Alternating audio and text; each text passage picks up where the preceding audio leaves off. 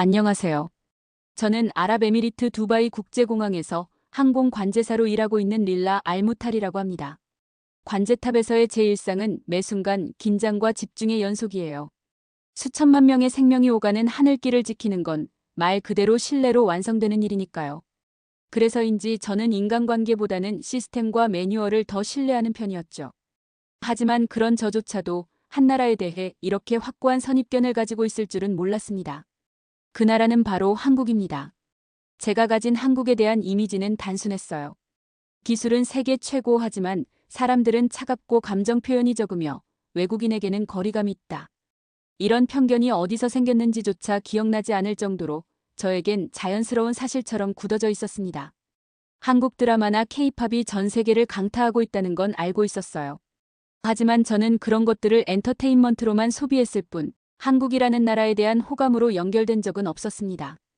오히려 K드라마 속의 극적인 감정 표현과 현실 간의 간극이 클 거라고 생각했죠. 스크린 속 한국과 현실 속 한국은 다를 것이다. 그게 제 머릿속 공식이었어요. 인천에 도착한 지 일주일이 지나고 있었습니다. 매일 정해진 교육과 관찰 일정을 따르며 한국의 공항 시스템에 대한 이해도를 높여가던 중이었죠. 겉으로 보기엔 저는 적응을 잘해나가는 교육생처럼 보였을 겁니다. 하지만 속으로는 여전히 기계적이다. 사람 사이에 온도가 없다는 생각을 떨쳐내지 못하고 있었습니다.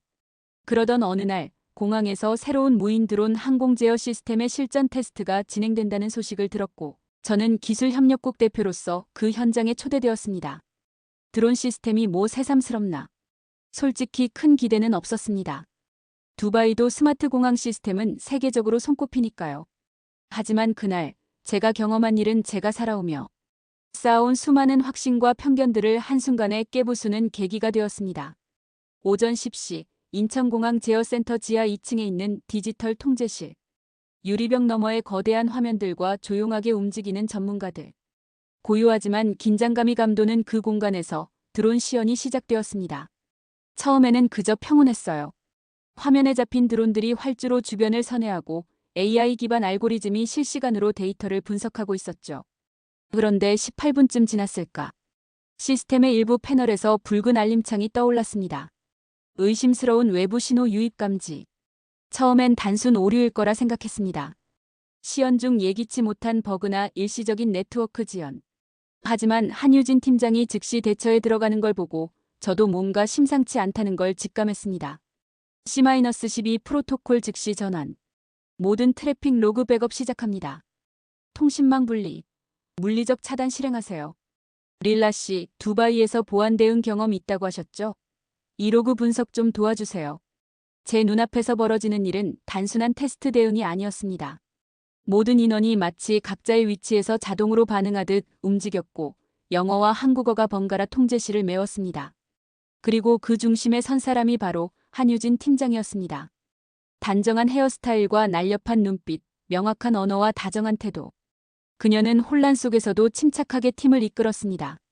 놀랍게도 그녀는 제게 실제 분석 권한을 부여하고 기술적 협력을 요청했어요. 외국인, 그것도 방문 교육생인 저에게 말이죠. 그 순간 저는 처음으로 한국이라는 시스템이 외부자를 대하는 방식을 체감했습니다. 그것은 관광객에 대한 친절이 아닌 전문가로서의 신뢰였어요. 혼란은 40분 만에 종료되었습니다. AI 방어 시스템이 비정상 트래픽을 식별하고 차단했으며 사전 구축된 비상망으로 공항 기능은 즉시 전환됐습니다. 승객들은 이 모든 과정이 일어나는 동안 거의 눈치채지 못한 채 이동했고 언론에는 단 30초의 정전 소식만 나왔을 뿐이었습니다. 하지만 저의 내면은 그 짧은 시간 동안 거대한 변화를 겪었습니다. 한국은 빠르다는 말은 알고 있었지만 그 빠름이 사람을 위한 설계라는 걸 이해하지 못했었습니다. 이 나라는 기술을 치장이 아니라 신뢰를 위한 장치로 다루고 있었고 그 중심에는 언제나 사람이 있었습니다. 사건이 종료된 후 유진은 저에게 미소를 지으며 말했습니다. 릴라 씨, 정말 감사해요. 실전에서 이렇게 함께 협업할 수 있을 줄 몰랐어요. 그 말이 가슴 깊이 박혔습니다. 전문가로 존중받는 기분, 그리고 진심으로 사람을 믿는 시스템 속에서의 협업. 그것은 제게 그 어떤 화려한 기술보다도 더 감동적인 경험이었습니다. 그날 밤 숙소로 돌아와 노트북을 켜고 저는 처음으로 제 생각을 정리하기 시작했습니다. 나는 오늘 내가 너무 단순하게 판단했던 나라에게 배웠다. 기술이 전부가 아니었다. 그 기술을 운영하는 사람, 그 사람을 믿는 문화, 그것이 진짜 강함이었다. 그날 이후로 저는 유진 팀장을 따라 다양한 부서를 견학하고 여러 한국인 동료들과 대화를 나누게 되었습니다. 그들의 말 속엔 공통된 키워드가 있었습니다. 협력, 배려, 신뢰. 모든 시스템은 이 세 가지를 중심으로 설계되어 있었고 그것이 한국 사회의 진짜 동력이었습니다. 그리고 저는 점점 한국이라는 나라를 아니 그 안에 사는 사람들을 존경하게 되었어요. 그전까지 제가 알지 못했던 세계를 이들은 당연하다는 듯이 살아가고 있었습니다. 그러던 어느 날 저희 공항과 한국인천공항 간의 협력 프로젝트가 시작되었고 저는 그 파견 교육의 첫 번째 인원으로 지목되었어요. 릴라, 너가 가야 해. 너밖에 없어. 팀장의 말에 동료들이 고개를 끄덕였지만 제 마음속에는 두려움과 불편함이 물밀듯이 밀려왔습니다. 왜 하필 한국이지? 나랑 전혀 맞지 않을 텐데. 차가운 곳에서 뭘 배운다고. 출국 전날 밤 저는 가장 친한 친구와 저녁을 먹었습니다. 바닷가가 내려다 보이는 자리에 앉아 저는 마치 사형 선고를 받은 사람처럼 무기력하게 중얼거렸죠. 기술은 뛰어나겠지만 사람들은 정없고 다들 바쁘기만 할 거야. 감정 없는 도시에서 내가 얼마나 버틸 수 있을까? 친구는 저를 말없이 바라보다가 조용히 웃었습니다. 릴라, 내가 그렇게 생각한다면 그건 내가 정말 그 나라를 몰라서일 수도 있어. 직접 보기 전까진 아무것도 모르는 거야.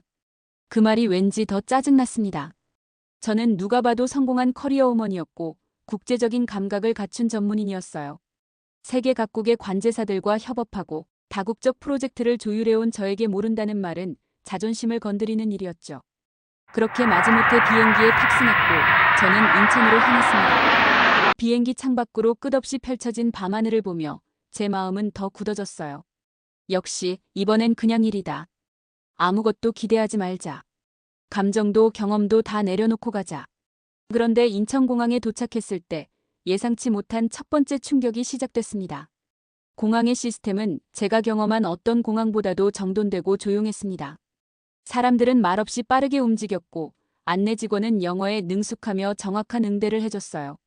무표정하다고 느꼈던 표정들은 시간이 지나자 오히려 절제된 친절이라는 것을 깨닫게 되었죠. 제가 배정받은 숙소는 공항 근처의 스마트 빌딩이었는데 QR코드 하나로 출입부터 냉방, 조명까지 모두 제어가 가능했습니다. 와, 진짜 기술의 나라구나. 잠시 감탄하면서도 저는 계속해서 그 차가운 이미지와의 싸움을 이어갔어요.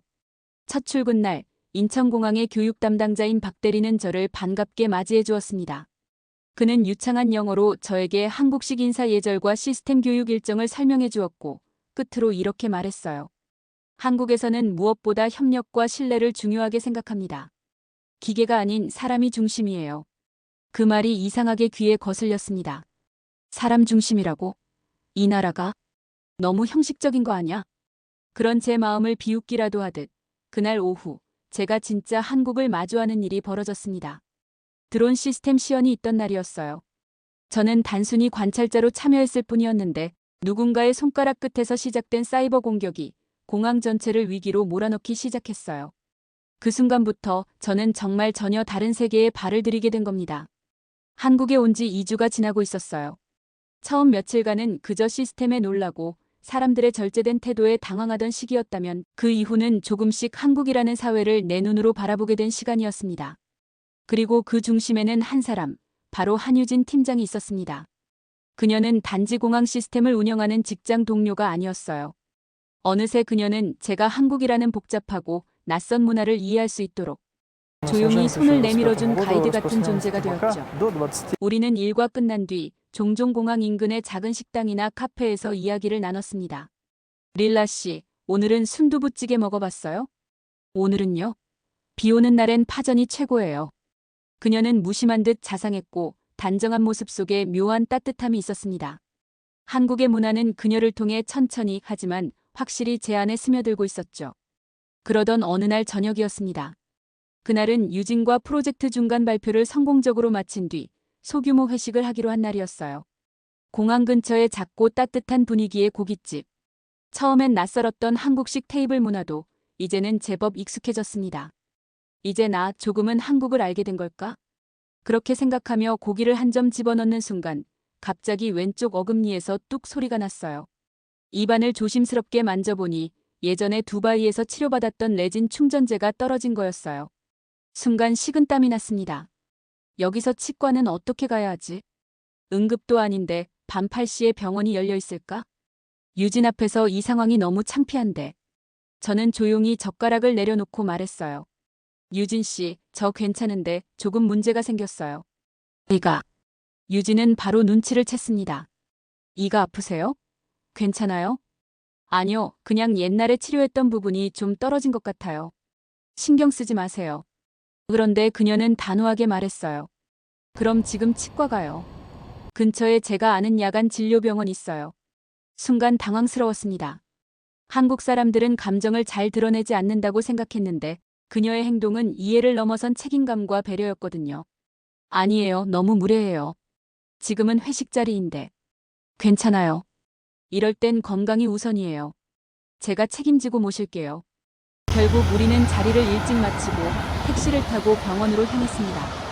밤 9시가 가까워지는 시간이었지만 병원은 여전히 운영 중이었고 리셉션 직원은 밝게 인사해 주었습니다. 이 시간에 가능한가요? 네, 저희는 야간 진료병원입니다. 진료는 빠르고 정확했습니다. 의사는 영어로 소통하며 저의 상태를 세심하게 확인했고 치료 중엔 통역 앱이 자연스럽게 사용되었습니다. 그리고 치료비는 제가 예상한 금액보다 훨씬 저렴했습니다. 계산서를 받아들고 순간 멍해졌습니다. 이게 다예요? 이 정도 시스템에, 이 정도 치료에. 두바이였다면? 최소 3일은 예약되기, 비용은 5배 이상, 치료 후 진통제 처방도 따로 받아야 했을 겁니다. 그렇게 병원을 나와 봄밤의 공기를 마시며 유진과 나란히 걷던 길. 그 순간 저는 그동안 스스로조차 인식하지 못했던 감정의 덩어리가 풀리는 걸 느꼈습니다. 유진 씨 정말 고마워요.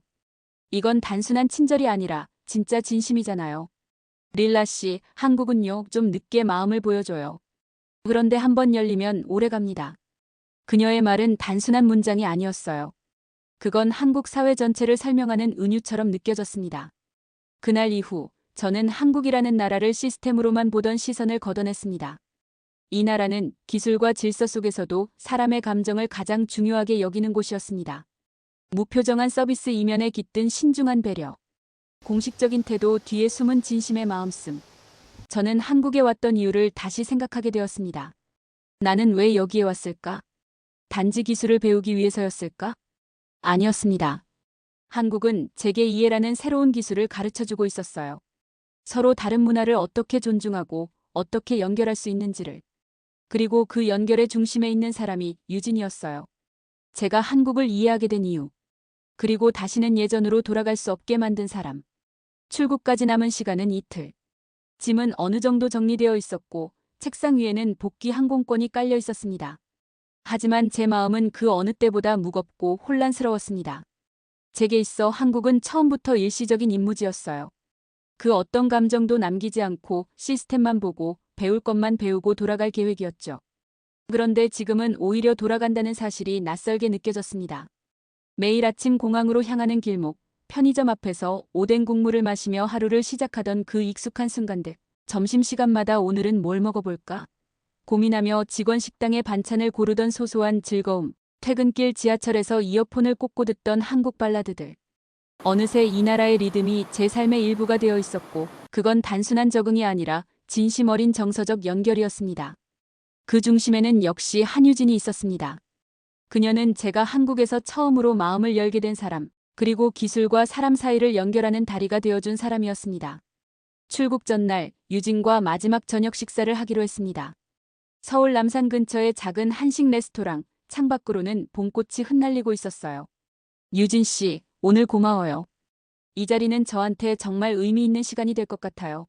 릴라 씨야말로 고마워요. 덕분에 저도 제 일을 다시 사랑하게 되었어요. 우리는 그동안의 시간을 되돌아보며 웃기도 하고 울컥하기도 했습니다.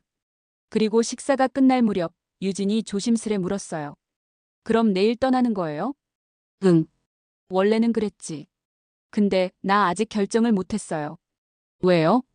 이 나라에 남고 싶어졌어요. 그 말이 입 밖으로 나오는 순간 저는 깊은 해방감을 느꼈습니다. 제 안에 있던 책임이라는 이름의 장벽이 무너지고 진심이 흘러나왔어요.